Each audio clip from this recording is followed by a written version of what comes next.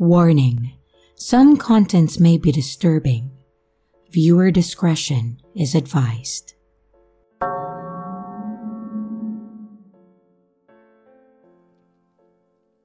Leaving my friend's house, I accidentally backed into a brick mailbox. My bike rack hit the mailbox, so my car was okay, but it completely demolished the mailbox. No big deal, right? That's why we have insurance, right? So I went to the neighbor and I told them what happened. I gave them my insurance, my phone number, and my name. But all I got was his first name. From the get-go, this dude was super creepy. He kept hitting on me, trying to date me, and specifically trying to feed me. So I left, and on my drive to my mom's place, I'm attending out-of-state college, and my parents are divorced. The guy that I backed into, Robert, began to text and call me. He was insistent that it was better for the both of us to just pay out of pocket for the mailbox, sending me links to companies that could fix it for $500, and also demanding that I go on a date with him so I could just give him the cash for the repair and that he could feed me. I don't know what his deal with the food was. I declined everything, but I started to get annoyed by his constant texts and calls. Finally, after 2 days of it with my responses only, "Please, just contact my insurance," I sent him a text saying that he was harassing me. I then blocked him, but he made a new number and threatened to report it as a hit and run to the police. I'm in law school, okay? And this wasn't a hit and run. I then blocked the second number. Then, he used the new number to ask me if I wanted him to send a screenshot or video of the accident to his insurance. I admit, this made me angry, so I called this number and I dug my nails so hard into my thigh that I drew blood as he threatened reporting things, asking me on a date, and trying to entice me to just pay cash. I finally screamed and said, "Don't contact me again, you fucking inbred piece of shit." And my dad heard me and was upset that I said that to someone that I was in an accident with, and that I said that to a guy who thought that I was cute and just wanted a date. I then blocked the third number. The next day, he reaches out again to tell me that I gave him the wrong policy number. I told him I didn't. He then said that it would be better to just pay with cash and that I was the problem and etc. He was talking to his insurance, I guess, and began trying to validate my info. He had my mom's name, address, and phone number, and I verified it. I told him not to contact me again, and I blocked his new number. The next morning, super early, I get a text, basically saying that he finished the claim and that I was awful for making it harder than it needed to be by going through the insurance and not just going on a date with him. He then included, "You're so beautiful and ugly at the same time. Don't take risk. Stay on the good path. Goodbye." At this point, I got scared and I blocked his fifth number. Then at midnight, he texts me, "Are you up? I know where you live. Don't try and screw me over on insurance. I'll report it as a hit and run. You should have just gone on a date with me." I took the phone to my dad and I showed him the text and then filled him in. My dad is a pretty scary dude. He then calls the guy and he answered, "Shoot, I know you were into me. Wanna come over?" My dad got very mad, and my dad said that this was beyond harassment and that this was his final warning not to contact me and that we didn't care how we reported it and etc. Robert then began saying that I came on to him and offered sex as a payment, and that I invited him to my house and that I was a horny bitch. I instantly blocked the guy and the police are contacted, the insurance was notified, and all the things. The next day, I talked to insurance and a protective order was filed. I get another text telling me that I shouldn't have involved the police. I block the 7th number and I notify the police and go stay at my dad's because this dude doesn't have my dad's address. My dad is a very tall and very scary dude who loves his Second Amendment. Well, late last night, watching Star Wars with my dad and older brother, the doorbell rings. That then goes to see who it is, and it's freaking Robert with a trash bag filled with his things that I left at his house. I call the police and my dad goes ballistic. The police then come and arrest the guy. And the bag? Well, lingerie, a knife, lip balm, and a Dita Von Tess fetish book. I just met with an attorney. Plot twist? The guy doesn't even own the house and is an illegal immigrant. He's married and he is being deported. I feel awful that he's being deported, but I genuinely think that he wanted to rape or kill me. I go back to school in a few days and I am so terrified that he or someone else will follow me.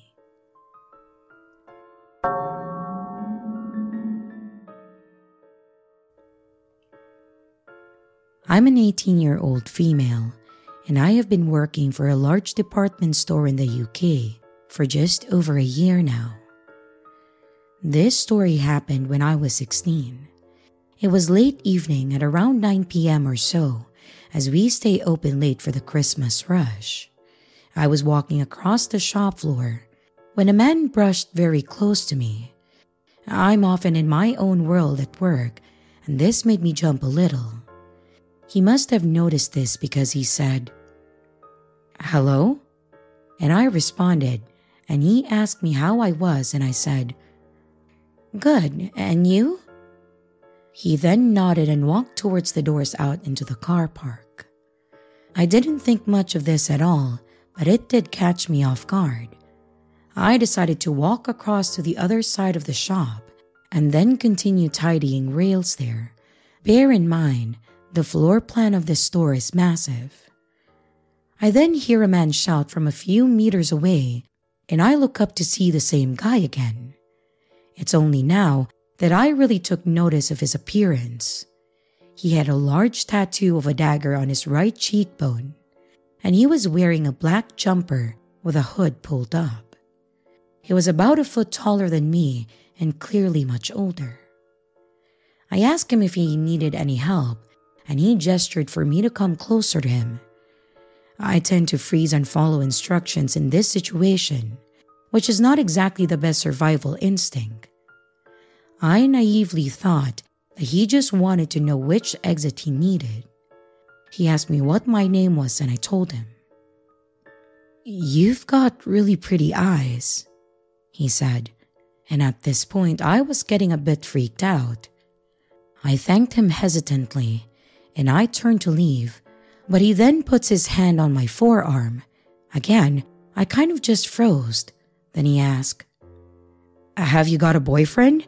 Have you got Snapchat? Can I get your number?"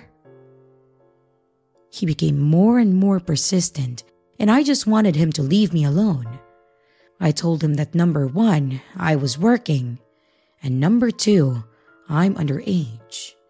He then asked me how old I was, and I told him that I was 16. Again, I don't know why I answered him, but my brain just shuts down. To which he responded with, "Nah, it could work." At this point, I was really shaken up and I didn't know what to do. Thankfully, one of my male colleagues walked up to me to ask a question, making him leave and winking at me as he did so. Noticing my distress, he asked me what had happened, and I explained the situation to him. He urged me to report it, but I was hesitant as I didn't want to inconvenience anyone or get them into trouble. However, there are a lot of teenage girls that work in the shop, and I wouldn't want them to be targeted, so I told one of the managers. They notified the store security and sent me off the shop floor to get some coffee and come down. I came back, I finished my shift, and I went to leave. The security guy stopped me on my way out and told me that he didn't mean to alarm me, but they had managed to track the man's car and he was just parked inside it. They said that there was a high probability that he was waiting for me and that I shouldn't go out there by myself just as a precaution. He then escorted me to my mom's car and then we drove home. I'm so thankful that nothing ended up happening to me that night. I often think about what would have happened if my friend didn't persuade me to report it, and I went out alone.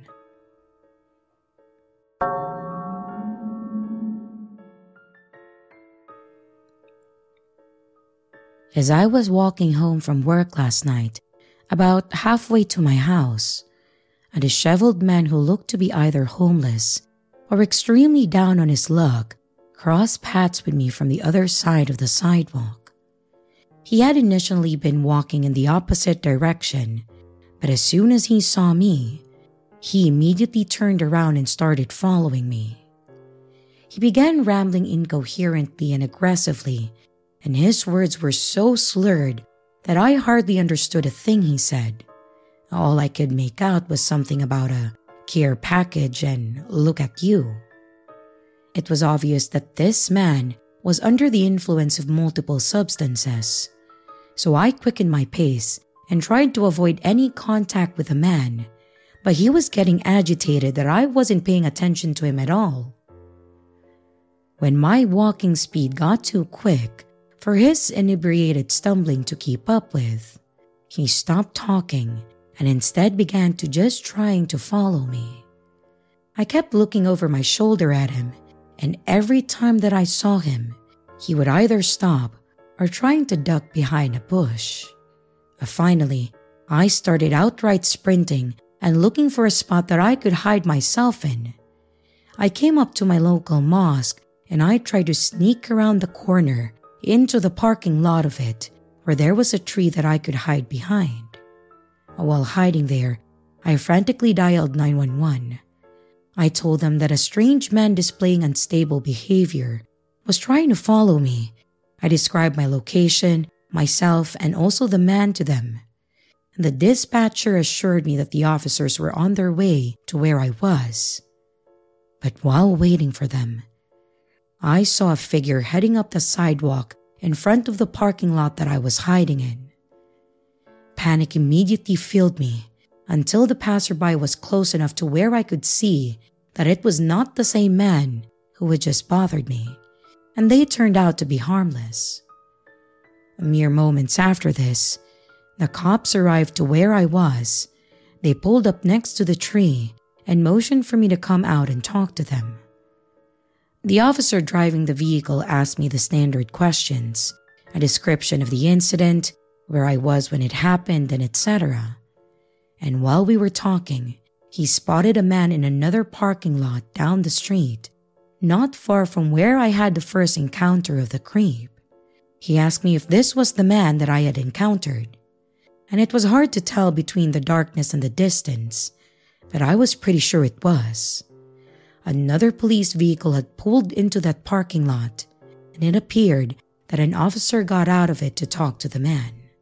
The officer I had been talking to asked me how far I was from my house, and I told him that I was pretty close to my street at this point. He assured me that I should be safe to walk the rest of the way home, and that they had other cop cars patrolling the area. I thanked him and I finished walking home without further incident, thank God. Shortly after I got home, I saw that I had a text from my boyfriend that read, "Are you okay?" The text had been sent around the time the incident was occurring, as if he could sense that I was in a fearful situation. I replied back telling him what had happened, and he told me that he had got yelled at by a homeless man earlier too. I described the creep that I encountered to him and asked him if he thought that it was the same guy. He said he didn't think so. We also had a brief phone call to make sure that each other was okay. I let him know that I was home safe, and he told me that he was in a vehicle with a group, so he was safe too. I don't know what the cops ended up doing about that man, but I hope that he stays as far away from me as possible.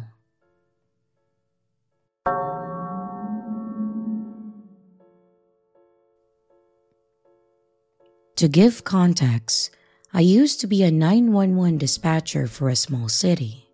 We dispatched all law, fire, EMS for the entire county, and within this county were multiple law agencies.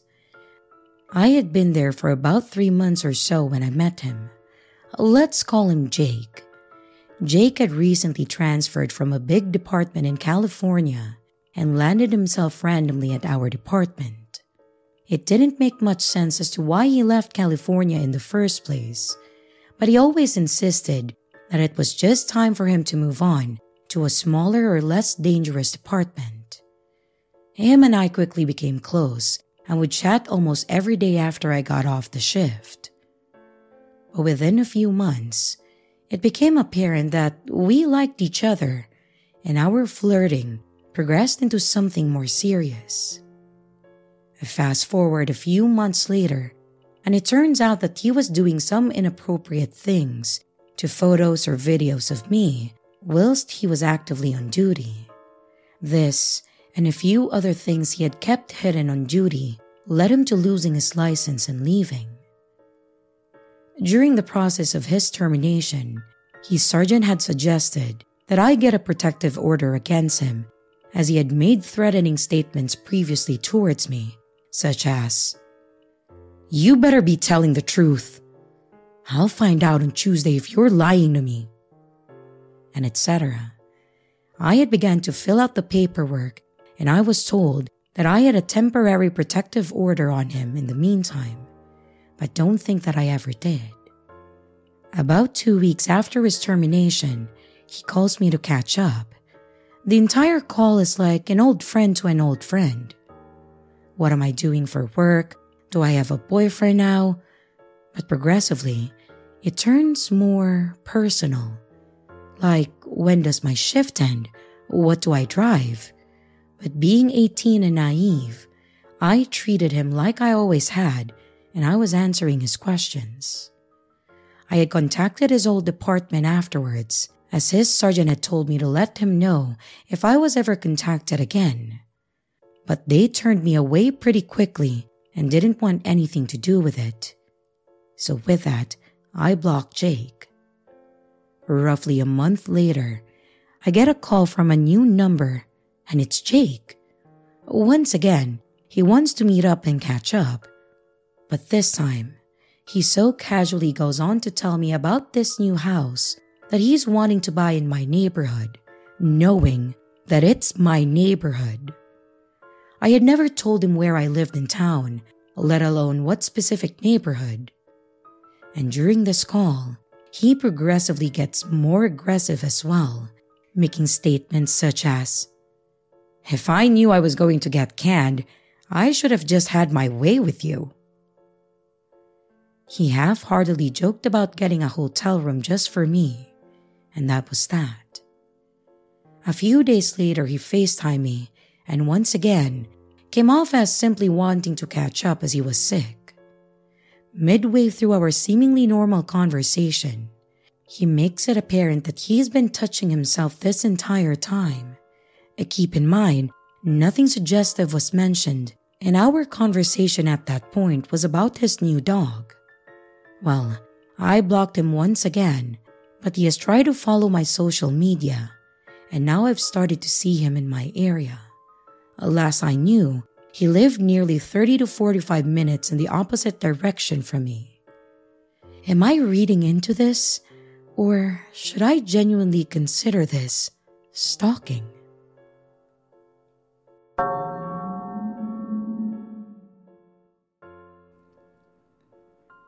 Every summer, a group of my friends get together to go on a week-long vacation.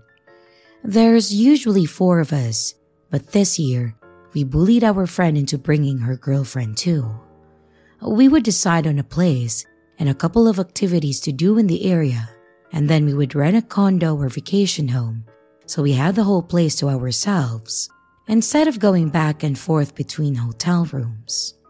We all agreed on Utah as we wanted to go hiking in the national parks. We found a small home for a great price. It didn't have many reviews, but the ones that were there were all great. It was a 2-bedroom with a sectional in the living room, as well as one of those giant recliner chairs. Plenty of room for all of us to hang out and sleep in. We went in late June, and we all met up at Layla and Desiree's place, so they agreed to drive this year as Desiree had an SUV so we could fit better. It took us about 20 hours or so to get there. Thankfully, Layla is also good with cars, so I was grateful that she came with us. The house had a pin lock, so no key was needed, and it made it so much easier on 5 people. We got in, and it looked even better than the pictures. When we weren't outside, we were definitely going to be spending a lot of time in the living room, and I called dibs on the chair the moment I sat in it. There was a huge flat screen with 2 racks of movies and TV shows, and they had stocked up the kitchen with tons of different snacks and food with a long shelf life. Different kinds of granola bars, chips, popcorn, dried fruit, bottles of water, and the fridge was like a small liquor store with beers, wines, and mixers. There was even a small pool in the back that was full and kept clean. The bedrooms had a king size in one and a queen in the other. Layla and Des took one room, and Natalia got the other, and Alma, Hannah, and I took on the living room. There was a note on the fridge with rules and requirements, like the normal that we see in these places. Usually, they just post them on the rental site, but sometimes you may find them in the rental or additional request. The rules had a lot of normal, no smoking, if you break it, you replace it, contact for any maintenance issues, and etc. But one of them was different. It mentioned keeping the shower curtain to the right, as it allows the light from the window to shine in and help with drying the floor, preventing mold and mildew. I didn't know how any of that worked, so it made sense to me, so I reminded the girls and I moved on. Once we all got unpacked, we went to the grocery store to pick up a few things to make our own dinners. We then just had a nice night in, and while we determined our plans for the next days. The next day we went to Zion National Park. It was one of my favorite parks that I had gone to. There were plenty of trails to walk on, but there were also a few streams that we ran into that we took advantage of to cool off. We may have even filled the bottle with some of the water as a nice reminder of the time that we had there. And by the time we got all the way around, we were hot and exhausted, so we picked up food and brought it back to the house. After eating, I decided to go take a shower. As I went into the bathroom, I rubbed my hands against the wall to turn on the light, and as I did this, I saw what looked like a light that was coming from the shower. I turned the light on and saw nothing. I turned the light back off and still nothing. Thinking that I was just seeing things, maybe the moonlight from the stained glass window or something, I moved on with my shower. And the rest of the night went as usual. We drank and talked, and then we passed out. The next day, we decided to make it more laid back. We went shopping, found a local place to eat, and would then head back to go swimming. Once we got home, Natalia wasn't feeling really well, so we decided to skip swimming and watch a movie instead. As we settled in with our snacks, Des was picking out a movie. She pulled out 50 First Dates, one of my favorites. But when she opened it, her face changed from all smiles to confusion. She said that it was a blank disc and that it looked like it was a homemade video with the title, Young Couple 2018.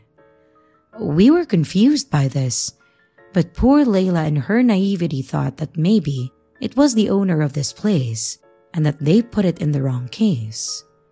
But based on the look on Desiree's face, we both had the same thought. She put the DVD in the player, and to our disgust, we were right. This was home footage of this very place. The worst part is that it was coming from the bathroom. And that's when it clicked in my head. The light that I saw in the bathroom. I started telling them about what I saw, and Des told me to show her. I followed her to the bathroom as we started looking around based on the angle of the video we saw. She rubbed her hand along the walls, and right between two tiles, toward the top, she could see a small gap. And after looking closer, she could tell that there was a small hole. She immediately told us to get out, close the shower curtain, and then shut the door. Now it was obvious why they wanted the curtain in that position. It kept the view of the camera open to the rest of the bathroom. At this point, we had called the cops, and all 5 of us had showered, dressed, and used that bathroom. I know that I speak for them as well when I say that I felt violated. And by the time that they arrived, we had already packed up all of our stuff and in tears, and we explained what we had found. They saw the video, and they saw the spot where the camera was in the bathroom. And without us realizing, Des had gone to the bedroom that they stayed in and found one in a vase of fake flowers on a corner shelf. It was buried between other little belongings, so it was just as hard to see. Who knew how many more cameras there were? I know the owner had been contacted, and the cops had to call the vacation place that we went through to get his contact information.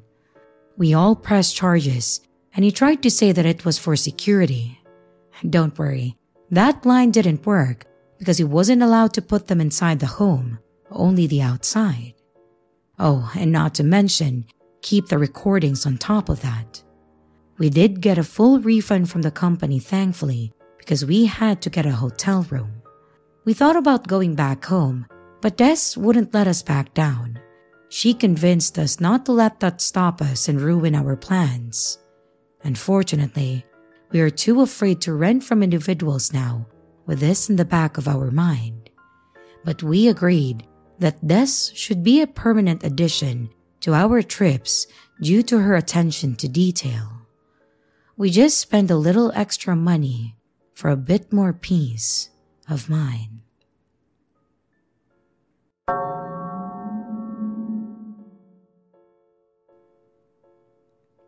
So this happened when I was 15 and my little sister was 12. A little backstory here. We lived in this small town for several years and it was safe.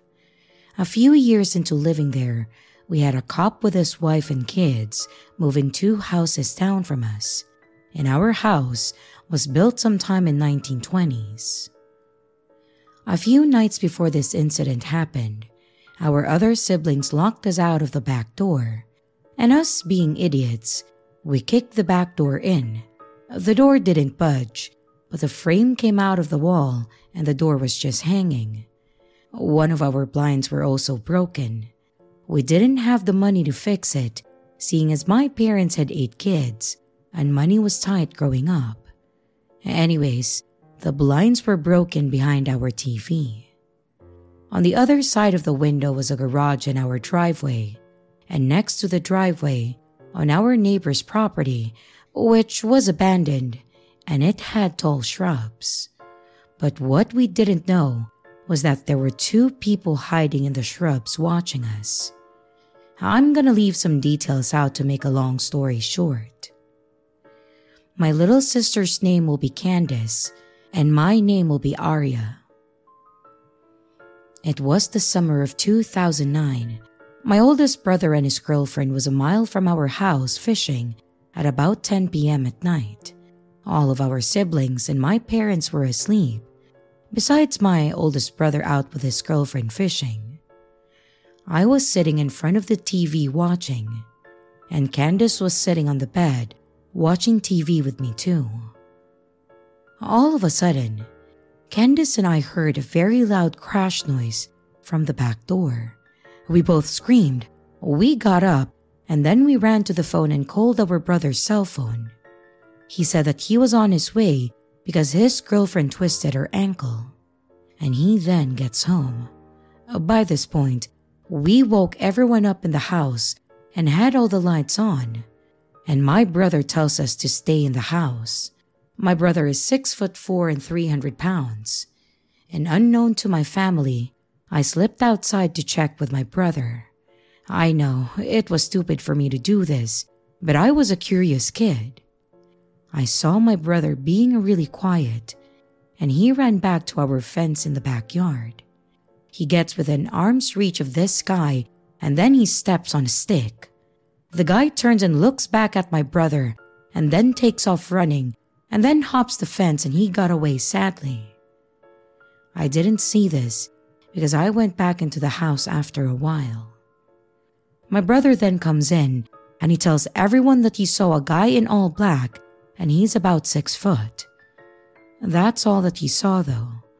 The rest of the night was all calm, but my brother was on high alert. The next night, my brother was out with his girlfriend wherever they were at that time. It was again about 10 at night, and Candace and I were watching TV again in the same spot as the last time. Again, we hear a loud crash coming from the back door. We screamed again, called our brother's cell phone, he came home again. The whole house was awake again, and all the lights were on. My brother goes out and checks it out. This time, he didn't see anyone out there. We forgot to mention that both of these times, we looked at the back door. Both times, the back door looked like it was kicked in really hard. And this time around, the frame was out of the wall more. The door was leaning further into the house. We didn't make any police report because we had a cop that lived 2 houses down from us. And while he was at work, us kids would help take care of his pregnant wife, bring her over food, play with her kids, and we didn't really see him much. And when he did though, he was so sweet and so nice to us. But anyways, we told the police officer what had happened, and he told us that he thinks there are 2 guys that have been stalking our house and watching us. The cop comes over and checks and looks, and he said that he believes that there is 2 guys. One is the lookout and hides right there in the shrubs, and he keeps a lookout while the other one does the possible breaking in. He said that they had to have been looking through our broken blinds, and he said at night they could look in, and you couldn't see anything if you look out. After those 2 nights, there was no attempted break-ins anymore. Fast forward to the fall of that year, our cop neighbor told us something that he was not supposed to tell us, but he said that they caught a peeping Tom and that he's in jail now about 20 or so miles away. He said that after the peeping Tom was caught, it all stopped and the town was safe again. Candace and I were so freaked out and scared that to this day, her and I have to have all our doors and windows locked. We check multiple times a day, and if any of our curtains are open, we get scared. We close the curtains every single time, and I'm honestly afraid that it will happen again. We no longer live in that town, but that thought is still there. Sorry for this long post. To this day, we don't know what their intentions were. I think if he would have gotten in, then we wouldn't be here today, so this is all scary to us. As for our stalker/peeping Tom, let's not meet again.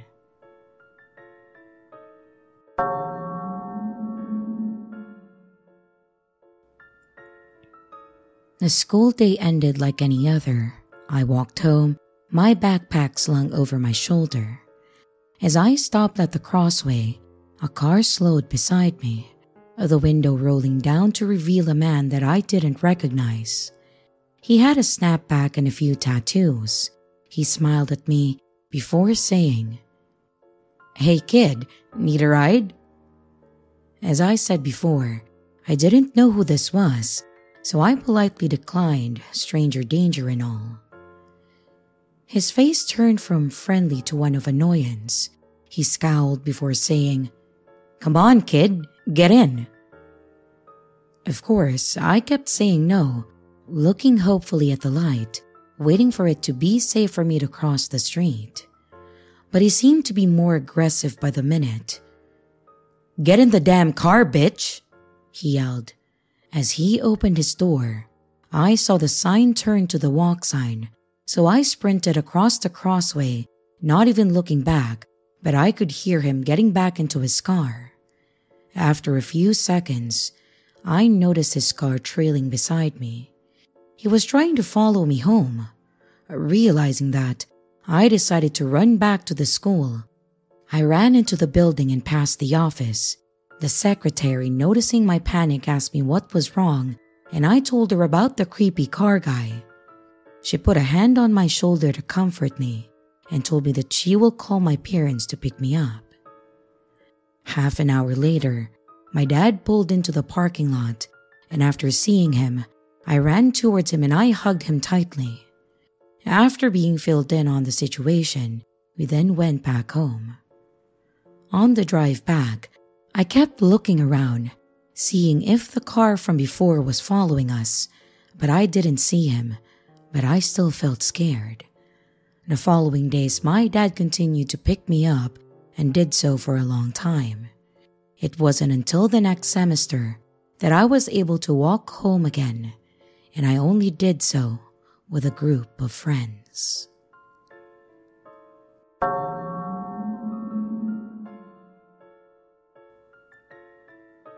This happened when I was 15, going on 16. I'm also an only child, so while yes, people may think that I'm lucky because I get more than some households with multiple children, I would much rather have siblings. It can get very lonely and boring. And with that being said, I usually get to invite a friend or cousin to go on trips or to special events with my parents and I. If we go to the movies or a theme park or maybe the swimming pools, I usually get to bring someone. Spring break was not much different. My parents owned a condo in Florida, so sometimes we would go there for spring break, in the summer, or even for Christmas break. This year, we were going to be going there for spring break again, and it was also important to me because my birthday is in April, so it was supposed to be part of my sweet 16. Because of this, my parents agreed to let me take a friend with me. As mentioned, I've had friends go with me on trips, but they have all been within the state. I've had cousins go with me to Florida, but never a friend of my choice. Rightfully so, I was excited about this. It was also part of my birthday gift, so I felt more like an adult. So after all the parent talk and confirming locations, and that my parents weren't planning on selling off my friend, things were set and I was going to have some pre-birthday fun. My friend and I did have to keep our grades up in order to go, so after about a month of making sure that everything was done and turned in on time, we were in the clear and on our way to Florida. We had plans to go to the beach, Universal Studios, and also just go to a mall or something to go shopping by ourselves. We got to choose our seats on the airplane, and we sat a few rows in front of my parents so we could have privacy. And when we got there, they even let us sit at our own table at dinner. We did do a few things with my parents wanted to do, like some kind of water boat ride thing with all these alligators around it, and we went to Hard Rock Cafe because my dad is obsessed with that place. Things were going as normal for a while, but I will definitely say that my arrogance got the best of me, thinking that I was an adult. So the day came for us to go to Universal Studios. This is where we first started having troubles. My parents were still with us the entire time, but they didn't always go on the rides, but they were there when we got on, and then they would be at the exit when it was over.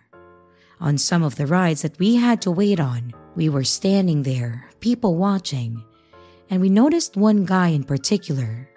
He stood out because 1, he didn't have any kids with him or anyone else, and 2, he had one of those tank tops with a muscular torso on it to make it look like it was your own. Those just look weird on anyone, but especially on him. He ended up on one of the rides that we went on, and he just stared at us the entire time. We sat in the back of one of the rides, so he couldn't stare at us, but he even looked back at us before it started and then smiled. We were young and didn't really know how to react, so we just waved and smiled back. We saw him a couple more times, but he was never around when my parents were there with us. And since he didn't really do anything though, we didn't bother telling them, and we just tried to enjoy our time there. We were there for most of the day, so we were pretty tired the next day. We wanted to go to the mall, but my parents said that we should just hang out there, maybe go to the beach or relax or something, and then go the next day. We ultimately agreed, but the beach was looking pretty busy, so we stayed in most of the day, doing our hair and also our makeup. My mom said that she was going to run to the store to pick some stuff up for dinner, and that my dad would be working on some things, so they agreed to let us go to the beach for a while by ourselves, since it was within walking distance of the condo. Again, it was exciting because we got to do something on our own, so with our hair and makeup done, we grabbed our stuff to head to the beach. We got out there, laid our stuff out, and just sat there for a while talking. We took our phones, of course, and was taking stupid filter pictures. And to our surprise, we see the tank top guy walking towards us. Again, we didn't really know how to react, so we just sat there and tried to pretend that we were busy or having a serious conversation. He got maybe 5 to 10 feet from us and stopped and just kind of looked around and then laid out like this sleeping bag of some sort. He sat down and looked up the sky and then looked over at us. He smiled and then waved again, and I again just waved back. I was facing him while my friend was facing away, so while we were having a fake serious conversation, I was just texting her to say, "Hey, he noticed us." He waved. So we started thinking about leaving when he started talking to us. It was okay at first, but then it got weird. The conversation went something like this. He said, "Did you girls have fun at Universal?" We answered yes. He then asked, "That's good. They had some new ones out there, huh?" We answered, I don't know. I haven't been in a while and she's never been." He asked, "Oh, do you live around here?" We told him no, and then he asked if we were just on a vacation. We told him yes, and then he said, "You girls didn't get all prettied up to be out here by yourself though, did you?" We told him that we were not alone, and then he asked us if we were waiting on our boyfriends. I answered no, but my friend said yes, and we didn't get to fully think at our answers. At this point, it was definitely getting uncomfortable with a full-grown adult asking 16-year-olds about having a boyfriend and then calling us pretty. So we decided to come up with an excuse to leave. I started to grab my phone like I was getting a call to come home, and I'd tell my friend that we had to go, so we started grabbing our stuff, and then he said, "Leaving already?" I tried saying the same thing about needing to go home when he started standing up real quick and said, "Well, if no one is here with you girls, then let me walk you home. You never know the kind of people that could be walking around." We of course said that it was okay and that I was staying in a nearby place. Then my friend gave me a look, making me realize how stupid that was. He seemed to catch on because he had a very sinister grin and said something about, "Well, Even better, it should be a short walk then, right? My friend finally jumped in and said that we were fine, and then she grabbed me by my arm and we started walking quickly away from him. We were still pretty worried about the whole situation, and we turned around and noticed that he was still standing there, smiling and holding a sleeping bag. We kept on walking, and the condo was probably about a block away, so when we went around the corner, we stopped for a second to think about what just happened. My friend was freaked out too, but she was laughing about it and then making fun of the guy. I finally loosened up a bit, and then we kept walking. At one point, we started trying to do cartwheels home, just playing around and trying to shake off the weird vibes. And as I landed a cartwheel, I see him around the corner. He tried to make it look like he was on his phone, but he was holding it like he was taking pictures. At this point, we booked it. We ran straight ahead and paid no attention to him, and then just ran.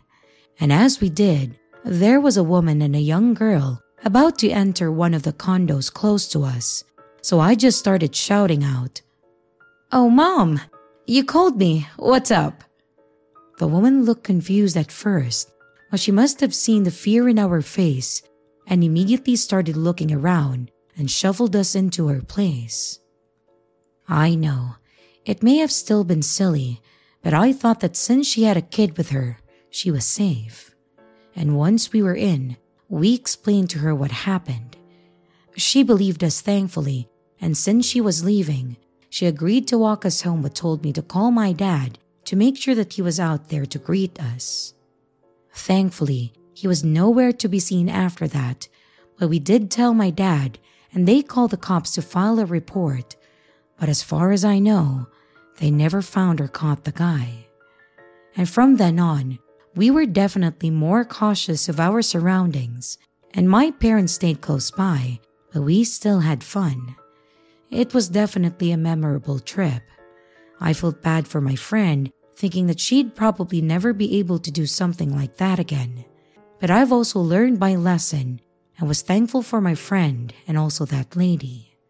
I am also a lot less naive in my late 20s and with my own kid, so I know that I'll be stressing the importance of strangers and also trusting your gut. But since then and always, I hope to never see Tank Top Dude again.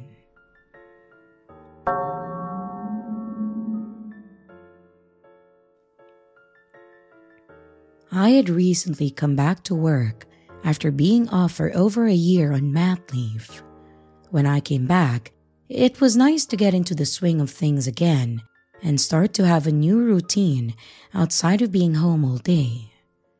There's a coworker that not everyone gets along with, and he's kind of an odd guy, so it's understandable.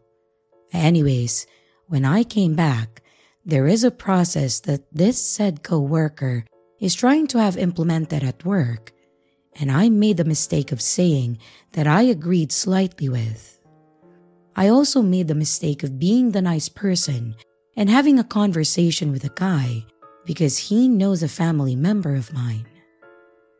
After having that initial conversation, it's been non-stop since then.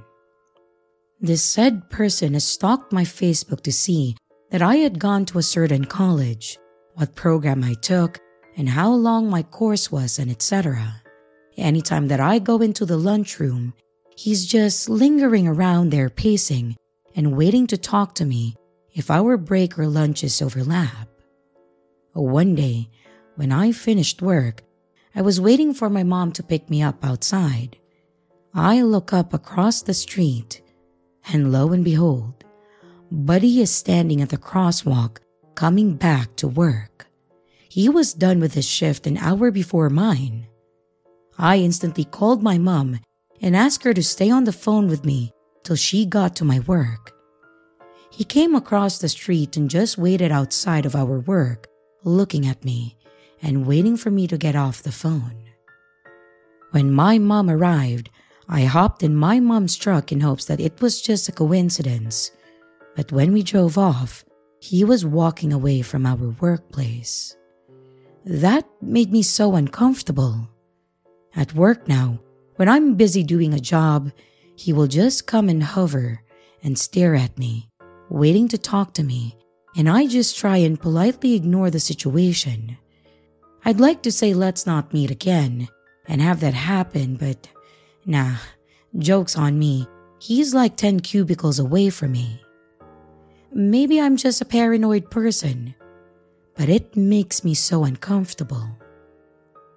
Update. So, a few more incidents have happened. One being that I forgot my work pass and I had to get a temporary one. And when I went to take my pass back, I came out of the elevator and he was standing there. I ignored him and I walked away down the hall into our main office. But when I came back about 5 minutes later, he was still standing there. I hit the elevator button and he got on when I did and stared at me the entire time. It really creeped me out a lot. Then, when I was on lunch one day, he randomly asked if I wanted to go to dinner for the work thing that he was trying to implement. I told him no, that I couldn't, as I wouldn't be able to find a babysitter. It bothered me that he asked, and he then sent me an email to my personal email that he wanted me to come to this dinner. So a few days ago, when I was on my lunch and I was sitting with a friend in the lunchroom and just about to pack up, he then walks in. He goes around the room and then circles the table that we were sitting at and then stares at us. I got uncomfortable, so I went to fill my water bottle up. When I cleaned it out and went to refill it, as I turned around, he was right behind me, like less than a foot. I jumped, and I told him not to do that, as he scared the crap out of me being so close behind me. I was nervous, laughing the entire time, saying, "Oh, you just scared the shit out of me." So he then left the room and didn't come back for a few minutes. When he came back into the room, he just stared at me again, so I quickly got my things together and I went back into our work area, even though I still had 10 minutes left of my lunch. I just didn't want to be in there. When I came back to my desk is on the other side of the room from the doors into it. His desk, however, is right beside the door. He came back into the work area and came and stood near my desk until I was done with my lunch. It made me so uncomfortable, so when I was done with my work, I went and spoke with my manager, who got me to send an email to him professionally asking him to leave me be. I did this, and he wasn't in until the next morning, and I was off the next day. So obviously, when I was at home the next day, I checked my work email. His reply was that he didn't understand how being asked to dinner was bothering me. I replied that I just wanted to be left alone, and I did this in a very professional and nice way. And he replied with, "Do you habitually check your emails from home? You're not scheduled to work today." So in the work email that I sent him professionally, he proved my point of him keeping tabs on me. You have to go through about a 6-stage process to see another coworker's schedule. I forwarded the emails and replies to my manager, and he is going to keep making sure that Buddy leaves me alone. I'm so happy that I said something, as this has been progressing into a worse situation. Thank you for everyone's advice about talking to an HR or a manager, and I have also removed him from my Facebook and blocked him.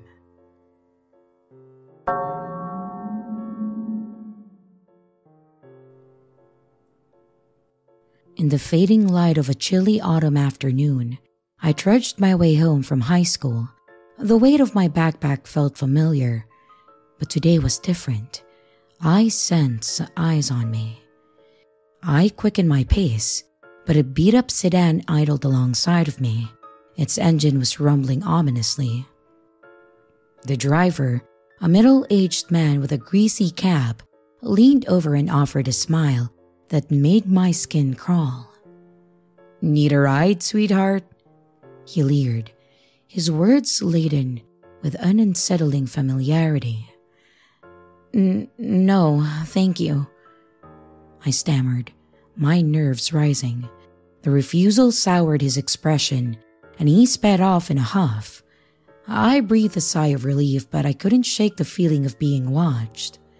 I was glancing over my shoulder over and over again, and my heart pounded as I saw the same car tailing me in the distance. Fear clutched at my chest as I turned into quieter streets, the echo of my own footsteps amplifying my anxiety. Each turn I looked, the car mirrored. Panic set in when I realized that this man was following me. I darted into the alleys, crossed the busy intersection, but the sedan persisted, inching closer. My trembling legs carried me to a more crowded area, a mall. After I walked into the building, I saw the man getting out of his car, and that's when instinct kicked in. With adrenaline pumping, I sprinted, my breath hitching in my throat, desperate to lose him in the crowd. If I could just break line of sight and hide from him, then I could sneak away.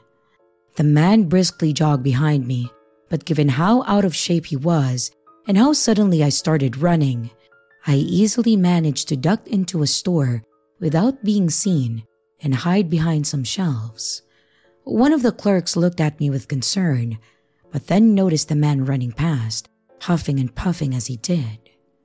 The clerk asked if I was okay and said that he could call security on the man. I told him that I would be all right as soon as I caught my breath, and when I did, I peeked out, checking both ways to see if the coast was clear. Sure enough, the man was nowhere in sight, so I started briskly walking in the opposite direction that he had gone in. I went straight to the exit and then went on my way home. I was looking back ever so often just to make sure that I wasn't being followed again. Finally thinking, I called my mother. My phone clutched tightly, and I told her the entire ordeal as I walked back home. Finally, my house loomed in the distance, and I could see my mother walking outside towards me. I ran to her arms and hugged her, and I never saw that creep again, but I hope that I never will.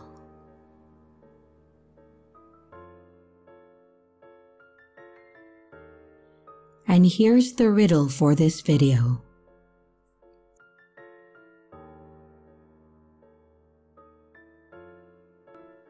Hello everyone, it's your creepy sister here. Thank you so much for watching the video. I really appreciate each and every one of you.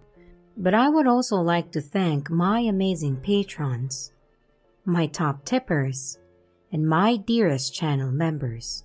Thank you very, very much. I really appreciate it with all of my heart. If you want to support the channel further, you could also choose to become a patron, a tipper, or a channel member. But remember, it's appreciated, but never a requirement. I would also like to announce that we have merch now. The link is in the description of the video, along with all my other social media links, like my Discord server, Twitter, Instagram, and others. You can connect with me and send your stories there. And don't forget to like and subscribe if you haven't yet, and comments are highly appreciated. And remember, your fear feeds me.